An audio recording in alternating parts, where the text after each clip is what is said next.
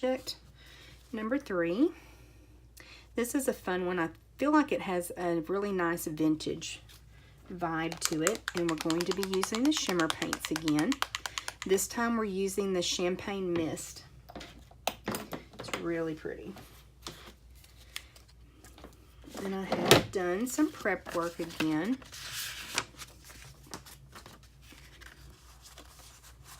I've gone ahead and made my bow. I've adhered that inside panel. But we can go ahead and put our DSP on.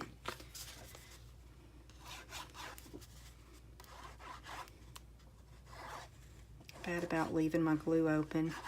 I'll remind you too that you don't want to use a bunch of this glue. Less is more with this liquid glue. It really is a good adhesive though. I'm just kind of sliding things in place where I want it.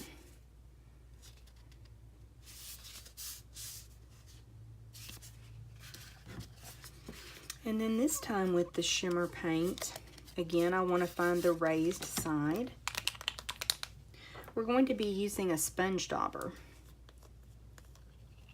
And I found that this just fits right inside, and I'm able to get some of the paint on it. And then again, scrape any excess on the side. And I just applied it with kind of that same circular motion. Again, it does not take a lot.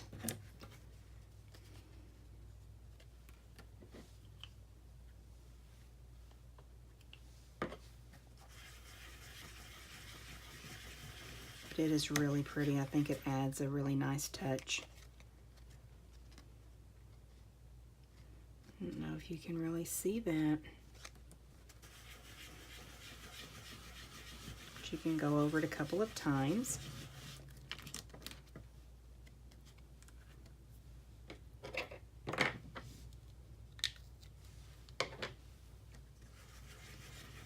These are easily overlooked in the holiday catalog. They're on page 38 and they're $8 each. Now this is something that Stampin' Up! Has had in the past, and I've been told that they last for a really long time. Just going to close that up. Now what I did next was actually just tore the edge of the paper just a little bit, maybe 1/4 of an inch off, just to kind of give it a little bit more rustic look. And you could even go back and put some shimmer paint there if you want to. We're going to adhere that down, again using the liquid glue.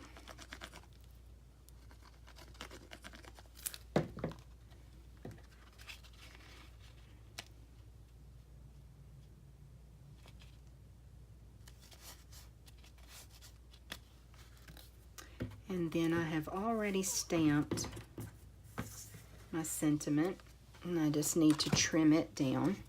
This is something really popular that I'm seeing where people just kind of trim close, especially on these smaller sentiments, and I like it.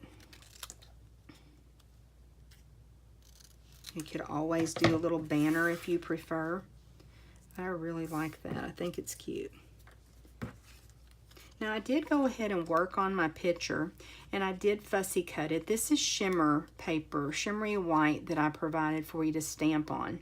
And you'll notice when I fussy cut it, I just went up in here because you're going to be using a bow there and it's going to cover that up. It just made fussy cutting that so much easier. So I was going to show you a little trick with this as well. This is the gray granite, and it's the newer ink pad style as well. You know, before we used to kind of squeeze our ink pad and get a little bit of the ink in the lid as a palette, and these ink pads are a little bit tighter, and so what I've been doing is just taking a clear block and kind of swiping it across the ink. So when I need, oops, dimensional backs everywhere.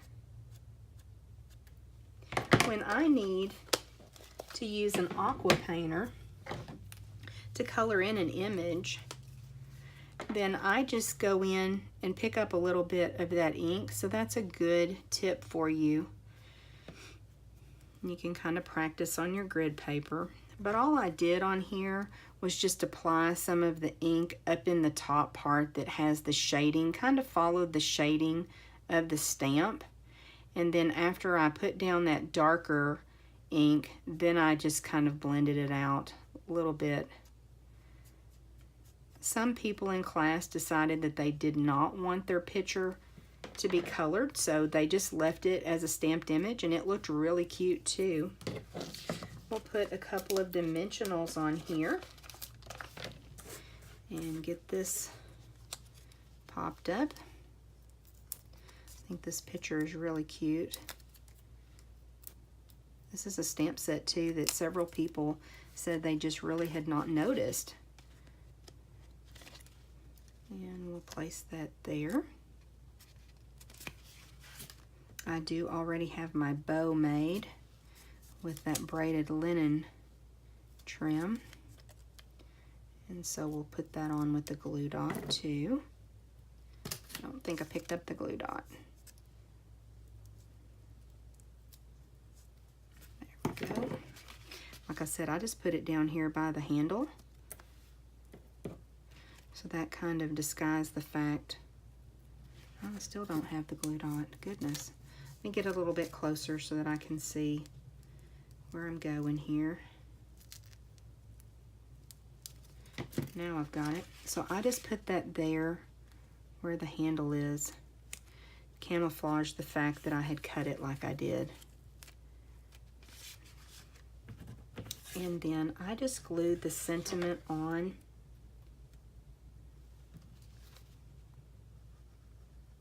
With just a little bit of liquid glue.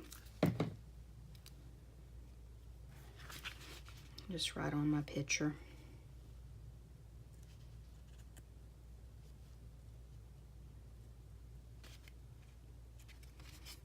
So there you have card number 3.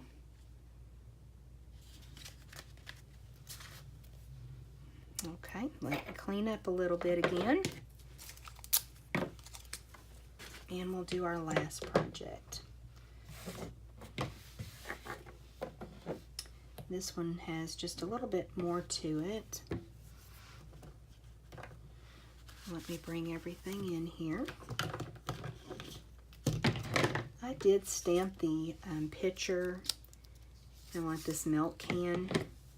I stamped it with StazOn. It's a nice ink to where you can use your aqua painter and it's not going to bleed at all. So this last card, we've got the galvanized paper, and it's been run through the embossing folder, the tin tile, which this is my favorite. It is really, really pretty. Then a little bit of the Designer Series paper, an early espresso card base. And then I'll show you the technique that I used to stamp the cotton bowls there. Again, I've done a little bit of prep ahead of time. So I've got my inside panel there. And we can go ahead and glue down our galvanized paper. Still using the liquid. Now you could use, if you still have fast fuse or tear tape, I do not recommend snail for adhering this. I just don't feel like your card's going to stay together. If you have an ATG gun, that would certainly be a strong enough adhesive. And then we can go ahead and adhere this panel as well. I just cut a piece of DSP, the Designer Series paper, 3x3. And I'm actually going to put this one together a little bit differently so you can see the 2 ways that we did it in class. But this is just 3x3 piece of Designer Series paper, and I like doing stuff like that so that you can really get a lot of pieces out of your paper. I've gone ahead and stamped our sentiment on the crushed curry, and this is something fun that I've seen other demonstrators and other crafters doing when I'm looking on Pinterest or Google Images, where they kind of cut around the sentiment. So, you know, if you like that look, you can do that. If not, you can just make that a banner. I gave you a nice big piece of crushed curry. So we'll just kind of line that up here.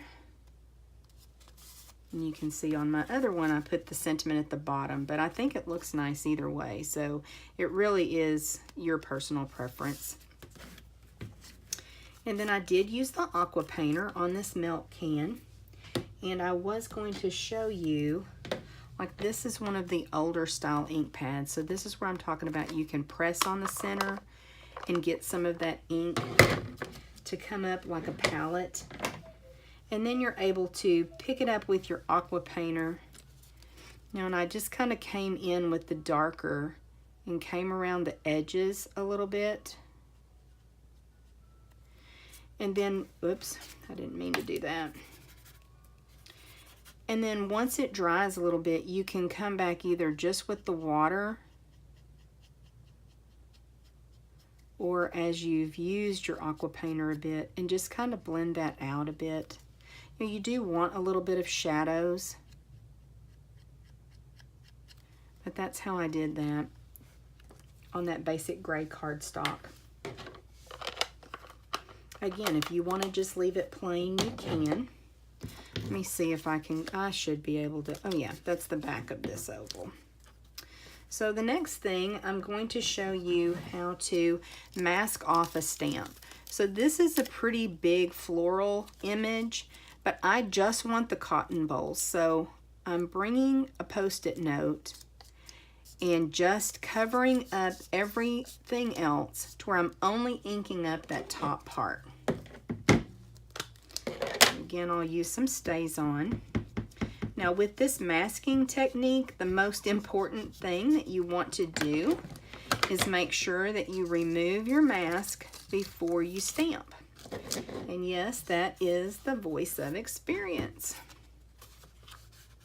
So I just kind of placed it up towards the top of my oval. And then you only have the ink up there at the top. So those are the impressions that you're going to get. Let me move that mat back out of the way. And now I can take my milk can and kind of position it where I want it to cover up the fact that that's kind of cut off at the bottom. So I'm just getting a couple of dimensionals for my milk can.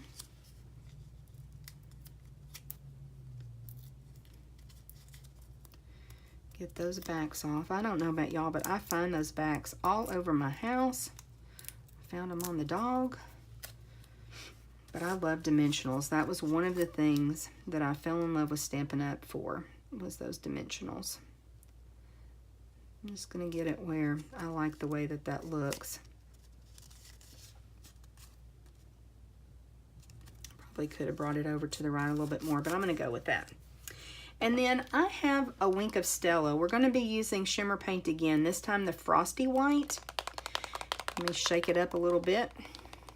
And I have a Wink of Stella that has dried up. And so I hung on to it because I had heard that you could take this apart and you could fill the barrel with alcohol and re-inker. But this is what I ended up doing with it. So I've got my Frosty White shimmer paint and I just want to touch into the lid with this dry Wink of Stella and get a little bit of it. And then come to my cotton and just barely touch and add some of that paint. It gives it a little bit of dimension and sparkle. I just thought that was fun. Now, if you don't have the Frosty White shimmer paint, you could always use just Wink of Stella. I have actually seen a demonstrator friend, she took a piece of a cotton ball and she glued it down onto her cotton and it looked really cool. And then I just kind of wipe off the rest of that paint so that I can continue to use this Wink of Stella brush. That will take just a little bit to dry, so you want to be careful as you're adhering the rest of your card.